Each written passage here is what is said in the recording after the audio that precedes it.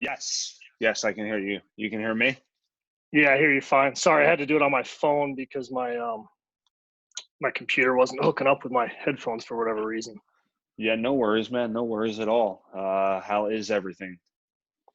Everything's good. Everything's good. I mean, obviously, wish we were playing baseball, but I guess obviously the most important thing is the health and safety of the nation over Ye- anything else. ye- So Yeah. we Everybody in your family safe, healthy. Where do you live? I'm in Jersey. I'm in Jersey, down the Jersey Shore. So yeah, so everybody's good, man. That's good. Yeah, we're in the opposite end of Jersey. We're in northern New Jersey, so we're a little bit more I guess you could say closer to New York, so a little bit more we're in Bergen County actually. So Okay, I was wondering where Westwood was. yeah, Bergen County kind of. I usually just tell people like Paramus kind of area. So like everybody Sure. knows Paramus, the two malls. So it's like that's a well-known New Jersey. I don't know if when I go away, I'm going to be telling people I'm from the tri-state area. Though they might look at me and run away in a different direction going forward for years to come. If I go on vacation next year, I'm going to say I'm from the tri-state area. They're going to run away from me. No doubt. No doubt. Yeah, man. So I think it's a good place to pick up where kind of like obviously, what did you tell the team when this whole? Did you kind of have an idea this was coming down around March 12th? Is kind of when everything seems to have hit. Pro sports stopped, and then obviously college was pretty quick to pull the plug on the season. When did you kind of have a feeling this was not going to be a year for baseball? So we were down in Johnson City, Tennessee, the weekend prior, and kind of heard some grumblings of some things, and we came back up north, came back home, and we had a game that Wednesday, March 10th, I guess, against Fordham, and that game was played with no fans. Mm, Which was really interesting. It was kind of an eerie feeling, playing a baseball game. You're yeah. used to having people in the seats and parents and whatnot, and it was empty. It was just really weird. And we played that game on that Wednesday and Thursday. We came to work to go practice and lift and everything, and it was just kind of an uneasy feeling. Like, I don't know if we should go to practice today because we practice off campus and this and that. So we just kind of canceled that. It was just no one told us to. It just kind of just felt that way. Just say, hey, we're going to give the guys a day off and see what's going on. And certainly later that afternoon, we had a departmental meeting. Um, all the spring sports and the administrators and everyone, and we still didn't kind of know what was going on. They just said, hey, we're shutting everything down until the end of March. Kind of gave us a date. So it was kind of I guess a softer landing for us Mm, than some other schools. Kind of being told in person, hey, your season's canceled. It mm. was kind of, hey, we're just gonna take a couple week break here and reconvene in 2 weeks or 3 weeks or whatever it was at that point.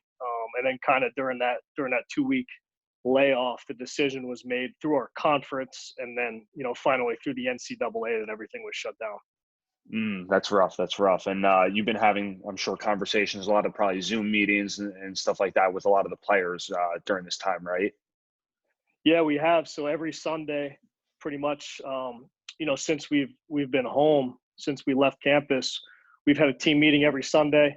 Kind of let the guys know what's going on. Mm, As far as what we know, um, more so what we don't know. Making sure everybody's doing the right thing, making sure they're doing, keeping up with their academics.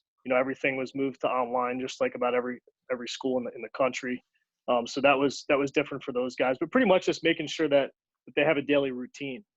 College athletics and baseball in particular is so routine oriented. You yeah, you get absolutely. up and you kind of do the same thing every day, and being home and not having somebody over your back to make sure you're being accountable every single second might be a little bit different for them, and not going to lift and going to eat and going to class and then going to practice and going to study hall and all that stuff. So we touch base with those guys every Sunday night, and then our coaching staff has a certain guys to touch base with and call throughout the week. So we're all staying in contact. But no, the team meetings we had every Sunday. We shut it down now because we're in final exams, so the Mm, kids need time to study and do all that. So we're fortunate enough to have 4 or 5 guys playing professional baseball. 4 guys that were in big league spring training before Major League Baseball shut down. Two guys that made their major league debut last year. So, we pretty much had those guys come on with our team, a different guy every Oh, week. Wagner guys, right? Wagner guys. Yeah. So we've Cool. had 5 guys drafted in the past 6 years. Mm. 2 of them have made the major leagues, and 2 of them are Double-A All-Stars. And we had Andrew Bailey, who graduated from Wagner in 2006, and he's been a big league All-Star and the American League Rookie of the Year, and now he's the pitching coach for the San Francisco Giants. So he came on with us last week, and that must help. You were an assistant back then with Wagner, right? Yeah, I was fortunate enough to be at Wagner for 1 year, and it was Andrew's senior year. So, I didn't have to do much, with him. Just gotta tell him when he was pitching, and he did the rest of it. But no, we've had a great relationship, and he's always been good to our program. And we're fortunate to have so many pro guys.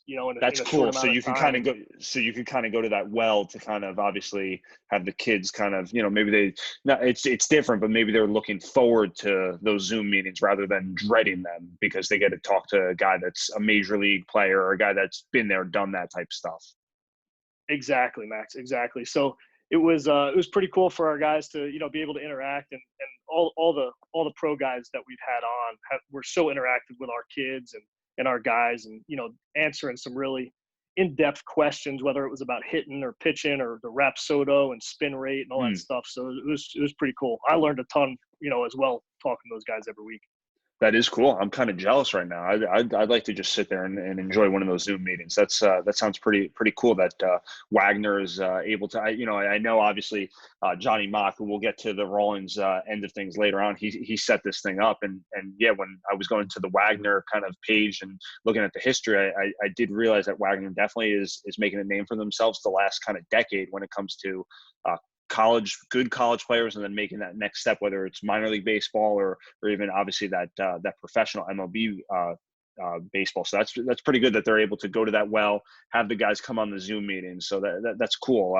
I haven't heard any. I'm sure a lot of college guys are doing that, but you actually sharing that with us, I'm sure a lot of people are going to find that fascinating.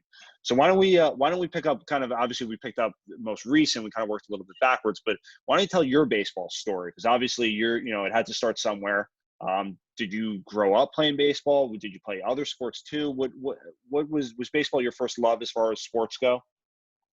Yeah, absolutely. I mean, I was always a baseball player. I mean, we did, we tried to, as kids growing up, play every sport. You're playing tackle football after school, and on the football field, and playing basketball and playing roller hockey on the tennis courts before the cops came to chase you off, and all that stuff. So no, I mean, growing up, I mean, we always tried to do as much as we could, but baseball was always my passion. And I went to high school down the Jersey Shore, Point Pleasant Beach High School, graduated there in 1999. Was fortunate enough to have an opportunity to play in college at Monmouth University. Greatest 4 years of my life under Coach Dean Ehalt, who's a legendary longtime baseball coach there. He's still there now. So that was an awesome experience. And, pretty much from there, I mean, just learning from Coach Ehalt at Monmouth, and, the passion that he had, teaching the kids, teaching us, creating a winning culture, and just like going to the yard every day and just knowing you're going to win. And we had some really good teams, and that always stuck with me. And, he's a big reason why I became a coach. I was lucky to have a great college coach, and, we have a great friendship to this day. But, after I graduated, every kid's aspiration is to be a professional baseball player, if you're involved in baseball. And, Absolutely, obviously, that didn't work out. So I thought the second best thing was to be a coach, and, I had an opportunity to start at NJIT back in 2003, 2004. They were a Division II school back then. So I got to learn a lot from the head coach and the assistant coaches there. Moved on to Stevens Institute of Technology in Hoboken for 1 year, which was an awesome place and really good program. And then from there, worked at Wagner for a year as an assistant coach, and worked at Rider University for 2 years. Went to the regionals the second year I was there with Coach Barry Davis, and then got a job as the top assistant at Villanova, and spent 3.5 years at Villanova. and kind of all the pieces kind of fell in the right places, and was fortunate enough to get a head coaching job at Wagner. Oh, that's cool. That's cool. So it was, did your old coach at Monmouth ever tempt you to come there and be part of his staff, or that wasn't ever a consideration? Never truly a consideration. I mean, we'd always talk about it, just different times in our lives and being at different places and different needs. It never worked out. But I've been, all over New Jersey, obviously, and Yeah. the Northeast and whatnot. But it's pretty cool to be able to see every level of college baseball. From Division III, Division II, Division I. A lot of similarities, a lot of differences as well. Yeah. What are some, I think that's a good question, kind of like the similarities to obviously the Division I, Division II, Division III, and then what are some differences seeing the different levels, being at Villanova, which is, people hear Villanova, that's obviously a big time school for big time sports versus, hey, NJIT or even where you played Monmouth, something like that. What are some differences and similarities? So I think Division I and Division II, are probably the most similar from the standpoint of, how much you can practice and from a recruiting standpoint. I think Division III is a lot more academic driven from a standpoint of, the NCAA monitors how many hours you can practice and you can prepare. Like in the fall, I think Division III, they only get about 15 days of practice, where at the Division I level, you get 6 weeks. Plus, small group work. So you're pretty much full throttle there. The recruiting is a little bit different. Obviously in Division III, there's no athletic scholarships. In Division II and Division I, there are. So, I mean, those are the biggest, differences that I saw. And again, I spent 1 year at a Division III school and 1 year at a Division II school, and the rest at the Division I level. But I mean, baseball is baseball. I mean, there's great players at every level, and you see guys in the big leagues from, junior college schools and Division III and Division II schools, as well as, obviously Division I schools, but there's some really good players at every level. That's, I mean, you see it all the time. Anybody could obviously make a Division III, Division II, even, junior college, stuff like that. So, so you talked about, you were at Wagner in 2006. How did it, I mean, if you could share kind of how you circled back and ended up becoming the head coach of Wagner. Was it always kind of like you liked the experience at Wagner? And in 2006, obviously looking back on it, maybe you could say, yeah, I liked that experience in 2006. I could see myself, being here full time and being the head coach. Obviously 2012, I think, is when you got hired. Did you kind of think like in 6 years I would be back here, or like, hey, it's just crazy how life works? No, I mean, it was definitely not part of the plan. I was at Villanova and loved it there and worked for some really great people, and the kids were a lot of fun, and we had some good teams. And, it's funny how things work out. So it was kind of a trickle down effect. Darren Fenster was the top assistant at Rutgers at the time. And it was about the middle of January, and Darren left for a position. He left Rutgers for a position with the Boston Red Sox. And he's pretty high up now with the Red Sox as a coordinator in the minor leagues. So Darren left Rutgers to take the job with the Red Sox, January 2012. Joe Laterio, who's the longtime head coach at Wagner, who I worked under for that year in 2006, he's a Rutgers alum. So he went back to Rutgers to be the top assistant under Coach Hill, who he played for. So then that presented, an opening at Wagner mid-year, the end of January. And, was fortunate enough, I was interested in it. I said, I love Wagner. I had a lot of ties to Wagner. And fortunately everything worked out, and I got hired on February 1st, 2012. And we played our first game on February 15th, 2012. So I had 2 weeks to hire a staff and get to know the names of our players. And thankfully Coach Litt had scheduled the opening weekend was at the University of Hawaii. So he gave us a nice 12-hour flight to get to learn the names of our players on the flight going out there.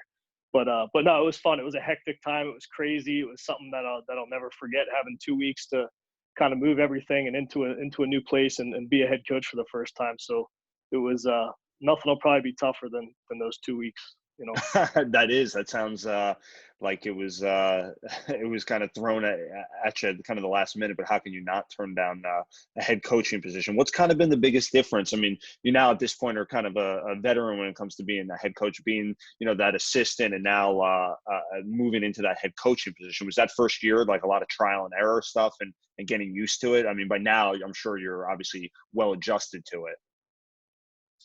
Yeah, I mean, I think you're always trying to learn, and as an assistant coach, you give suggestions. As a head coach, you make decisions. So, I mean, I Yes. think that was the biggest thing for me was just getting used to constantly making decisions on the field, off the field, with the sports info department, with the sports medicine department, strength and conditioning.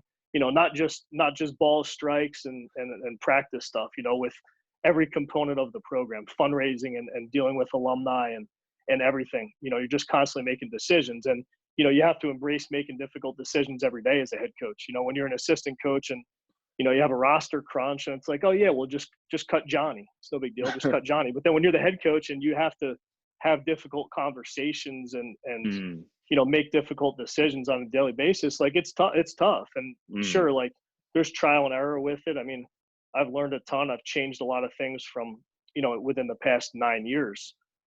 Things that didn't work out, mistakes that I've made, mistakes that we've made as a program, and you just try to get wiser and smarter. The more repetitions you get to do it. That's what's something you kind of wish you knew back then that you kind of know now. Not to put you on the spot. Oh man, there's a lot. I mean, I Yeah, yeah. I think as an assistant coach, I mean, you think you know everything, Mm. and then you become a head coach and you realize you know nothing. You realize you know nothing. But no, I think just I think the coaching's evolved. Like the way that you have to coach and coach the players. Mm. I think that's different than it was when I played. I think it's different than when I started as a coach. It's really important to get to know these kids and know what makes them tick. And the biggest thing that we've done in recent years is just really recruit great character kids. Mm. If there's two players and one guy throws 95 miles an hour and he's a can't miss student athlete, but he's not a good guy. Like Mm. we don't want that guy. We don't want that guy. Because we have to be around them all the time.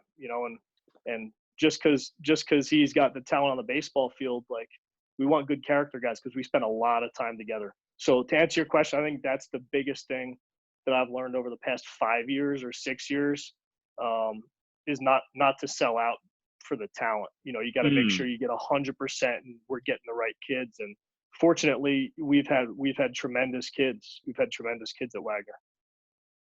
That's a good point. I think that's a good segue because I'm always fascinated when it comes down to the college coaches on the recruitment process, because is that the hardest part of the job, or do I not have that right? Is that like almost like easy in a way, because it is a team effort? It's not just you, it's a bunch of your assistant coaches and trickle down effect. What is that recruitment process like? Yeah, I wouldn't say it's easy. Yeah. Probably, I mean, it's just part of the deal. And I think Mm. as we evolve and as we get, I guess in more recent years, um, it's become crazy. Like it's a lifestyle. It's what you have to do. I mean, if Mm. you're not doing something recruiting wise every single day, you're behind. Mm. Whether it's responding to emails that kids send you, or making phone calls or text, or looking up kids online, or looking at the transfer portal now, which is a big thing. You're behind. But I mean, structurally, you have to have great assistant coaches. Mm. Unfortunately, we do, and we have guys that work their tails off for our program. Um, that's number one, because no one human can do it by themselves. It's So it's impossible. like a a program recruits people, not just head coaches. Without a doubt. Without a Okay. doubt. Without a doubt. So it's definitely, when we get a commitment from a kid, it's not like, hey, I did a good job. It's we did Mm. a good job, because all 4 guys on staff had something to do with getting that commitment. So I mean, obviously there's a lot of work that goes into it. We just look at it as we're competing all the time. We're competing on the field, but we're competing in the recruiting process as well, and that's what makes it fun. And who is Wagner? I think you answered that, but like who is Wagner looking at? Are you looking at mostly the tri-state area people, and what type of like player are you looking for at Wagner? You mentioned the good character, and I think that's important. But who is a Wagner baseball player? What's your dream Wagner baseball player? So I'll answer the first question first. Geographically, like we used to be super just in the Northeast. New Jersey, a lot of Jersey kids, a lot of New York, some Maryland or Delaware kids, Eastern Pennsylvania. We hired a recruiting coordinator, Craig Knodel, a couple years ago, 3 or 4 years ago, and he's got connections all over the country. He was at LIU for 9 or 10 years as an assistant, and lifelong baseball guy, knows everybody, real personable guy. So, he said, hey, like, let's try going to the West Coast. So I said, all right, let's do it. And so he and I go out there, 2 or 3 times a year, have a lot of fun, going to some different places around the LA area, from San Diego to LA. And on our roster right now, we have 9 or 10 guys from the West Coast, in a short period of time, within 3 years. So it's been really good for us. I mean, Wagner College, the internship program, being in New York City, we're on Staten Island, but being part of New York City, I mean, if you're a business major, I mean, we're in the business capital of the world. So pretty much, our kids get tremendous internship opportunities, and they do a really, really good job with it. And, that affords them the opportunity to have jobs lined up for them upon graduation, and it works out year after year for them. So, I mean, New York is a big selling factor for the kids from the West Coast. Obviously it is, the kids from the Northeast as well. But the ideal Wagner baseball player, I mean, obviously a great character kid, that comes from a great family, that loves to play baseball. Like, we want guys that love to play baseball. Obviously the academic component, there's no leeway with that. You have to want to graduate in 4 years, and you're going to get your degree, and you're going to be all in academically. And we had a 3.41 team GPA last fall. And that is something to definitely brag about. No doubt. Yeah. For 35 guys, I mean, that's a lot. So, I mean, someone that loves to play, great character kid, takes the academics seriously, wants to be a great teammate. We want guys that want to be here, want to be part of our program, and be great to the guys that they're competing with on the field on a daily basis. And you did mention, and it's well known, it's starting to get well known more, that Wagner has had guys that go to the next level. So part of it is, you mentioned it strongly, that 4 years. So it's not like I come here for 2 and I'm going to go to the next level, or I'm going to come here for 3 and go to the next, have a good junior year. It's 4 years, and that's it. There's no question about it. How do you get guys ready for that next level? I think it comes down to the recruiting standpoint. We're all trying to recruit the best players under, whatever other characteristics we deem important, like we just mentioned, right, with the character piece and all that. But at the end of the day, I mean, we'll set up a program, and we'll give them what they need to be successful. And at the end of the day, it's up to them and the work that they want to put in to get to the next level. And I'll be honest with you, the guys that have gotten drafted were the guys that you couldn't get them off the practice field on their own, right? Not just come to practice and show up and do what you're asked to do and leave. That's not enough. That's what everybody's doing. Like, are you going to get up at 7 a.m. on a Saturday and go hit on your own, right? Or go work on your running on your own, or go get in the weight room on your own, and those type of things. And there's not a guy we've had to make it to that next level that hasn't had those characteristics and that work ethic. So everybody says it, like, you got to work hard. You have to work hard to be a good high school player, and to go play in college. It's not a given. I mean, like, you have to work hard to do that. But the guys that separate themselves are the guys that can turn it up to that next gear and have the drive and the passion and say, nothing's stopping me from attaining this goal. And those are the same characteristics that I found, with the 5 guys that have been drafted in the past 6 years. That you had to, you saw them putting in that extra work. So, all right, I know a couple guys that are going to Wagner for next year. I'll be sure to tell them that they got to put in that extra work. So that's for awesome. sure. I appreciate that. So, Rawlins, Johnny Mock set this up. Is it is it like, do the kids enjoy being a Rawlings school? You're one of obviously the Rawlings premier, let's say, partners in this Northeast as far as schools go. Is that kind of cool for the kids? Do you think it's anything cool, or you're just kind of like, if the kids like it, it's cool having that added bonus? No, it's tremendous. I mean, the relationship that we have with John and with Rawlings is second to none. You know, Mm, and we've had over the years, we've had other companies try to, come in and say, hey, this is what we can do and this is what we can do, and I haven't even considered mm. changing in 9 years. And it's funny, we talked about February of 2012 when I was fortunate enough to be the head coach at Wagner. The first week on the job, I called the salesman. It wasn't John at the time, but someone else. I said, hey, how can we get this rolling? So since like week 2, since I've been there, we've been Rawlings through and through. The kids love it. The gear's tremendous. I mean, the bats obviously are really good. The gloves, best in the world, right? Yeah, But just even the apparel too, like yeah, the dry fit shirts and the shorts and the sweats and the hood, like all that stuff's tremendous quality. And our guys are able to get numerous items. They're not just getting one T-shirt and one pair of shorts like when we were playing. Back 15, yeah, 20 years ago. They're getting outfitted different yeah. colors and different logos and all that stuff.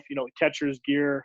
I mean, everything. I mean, they've done a tremendous job, and we're fortunate to be with Rawlings and have someone like John looking after us because he does a tremendous job with us. Yeah, I keep hearing that same kind of thing with all the kind of Northeast Rawlings schools, and it seems like Rawlings does a good job.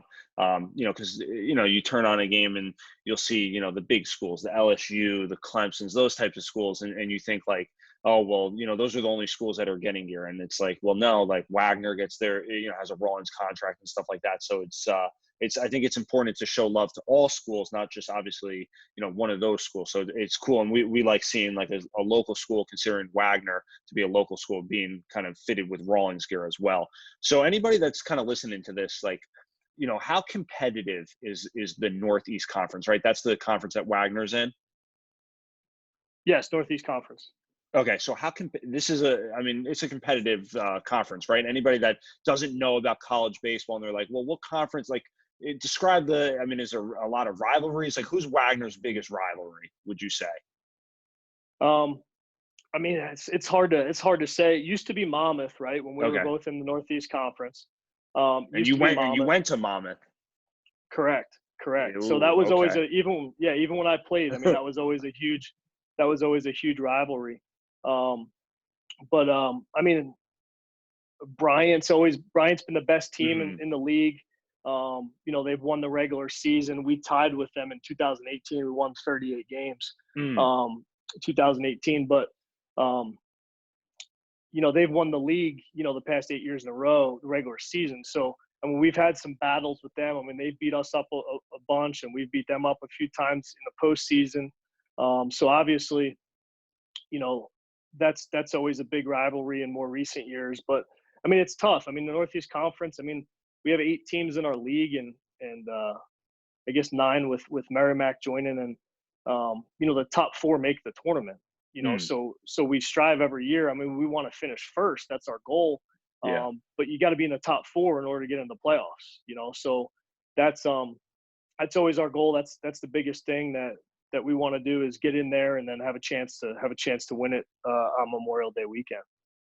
So that 2018 season, that must have been a career highlight. That must have been a pretty special year to come in and tie for first. Yeah, it was phenomenal. I mean, we broke the school record for most wins in a Mm, season. We were 38-18. We led the country. We led NCAA baseball in most road wins. We had the most mm, wins on the road. I think it was 23 or 24 in the country. So our RPI was super high, probably the highest that's ever been. I don't remember what that ended up finishing. I think it was in the 70s or 80s. But yeah, it was tremendous. We had a great group of seniors, guys that played for 4 years. mm. Guys that came in, as freshmen and earned starting spots, and that was kind of the culmination of those recruiting classes with a couple of junior college guys in there to plug in some holes, and everything just clicked. And I mean, we rattled off a couple 9 or 10 game winning streaks once we got back up north. Um, And it was a really, really good team. Everybody gelled, everybody meshed. Great group of kids. Tremendous character kids on that team. I mean, made it, besides the winning, that always helps That a always lot. helps, yeah. But just an awesome group of guys to be around on a daily basis. Cool. That's yeah. I hope that you kind of recapture that 2018 magic. That seemed like a special year. So what are you doing? Looking forward to next year. I mean, obviously this year was cut short. Who knows what would have happened this year? But how do you kind of obviously, this summer is going to be kind of shaky with your players where they could get reps in and stuff like that. There's some guys that I'm sure leagues have already got canceled and stuff like that. I mean, what are you telling any of your players this summer? Just, join your local league and just obviously just not even to get looked at or even for competition, but just to stay, loose and not get rusty. What are you telling your guys? Yeah. I mean, for the most part, just to kind of, do what they can. I mean, we're not allowed to give our guys workout programs and mandate that they report back to us and all that per the NCAA rules and stuff right now. So obviously we haven't, but for the most part, like there's a lot of things you can do on your own, play catch with your brother in the backyard or a parent, or, throw the ball up against a wall or a net or whatever it is. Just to kind of stay loose. And like I said before, like baseball players play baseball. So we want those guys, obviously, if all you have is a ball and you need to throw it up against a wall or a tennis court, wall, cement wall, concrete wall, whatever, like just have fun playing baseball right now as much as you can. And, the same thing, strength and conditioning wise. I don't think any of us know, like, if summer leagues are going to happen or when we're going to be back in school, so, I mean, it's unprecedented territory that we're all in right now. So, for the most part, the message has been, just do what you can at home safely within, your state guidelines and just be smart. That is, that's true. Everybody's probably back home now and on their own. So yeah, that's a good message to the guys. So, I mean, we could look forward to Wagner for the next coming years. It sounds like you kind of have a good program in place, and I thank you for kind of joining me, hopping on this call. You got it, Max. Thanks for having me, man. Anytime. Yeah. Is there anything you want to leave us with? What could we, I mean, kind of the floor is yours. I mean, it sounds like Wagner's got a great program. Anybody that's listening to this, that's like, man, I don't know where to go to school. I'm sure they're like, hey, that guy, Jim, head coach of Wagner, he sounds like he really has a good program in place. What would you tell anybody that's like on the fence, like why they should consider Wagner? I mean, we're a family, Yeah. and, our alumni, we have this alumni thing going on right now on social media, on Instagram and on Twitter of alums that, basically tell their story on why they chose Wagner and their experience at Wagner. And everything is, from speaking to those guys who have done it, everything's honest, and those guys are being honest. It's not a plug. It's, it's who we are. We're real people as a coaching staff. The administration is phenomenal. There's a lot of assistance academically for guys, for student athletes. But the biggest thing is, we tell kids the truth, during the recruiting process. We tell them the truth once we get here. That's who we are. I mean, we're very transparent. Try to be as clear and in our communication as we possibly can. And, we're just all working for the same common goal. We want kids that are accountable, and sometimes, they have to learn the hard way what that means. But we want kids to come in as boys and leave as men, and if that's professional baseball, that's awesome. If it's a job at UBS or Morgan Stanley or Merrill Lynch, that's awesome. If it's as a school teacher, that's great. We did our job, so at the end of the day, they're with us for 4 years, but we're setting them up for the next 40 years of their life, so that's the most important thing. That is a great message to leave with. I appreciate that. I hope you and your family have a safe and healthy kind of summer. And if you're ever up in, Bergen County, Westwood, New Jersey, please stop in. I'd love to meet you, kind of face to face when this is all over. Sounds great, Max. I'll definitely be stopping by, man. Awesome, man. Have a good one. And again, stay safe, healthy, and thanks for doing this. You got it. Thanks so much.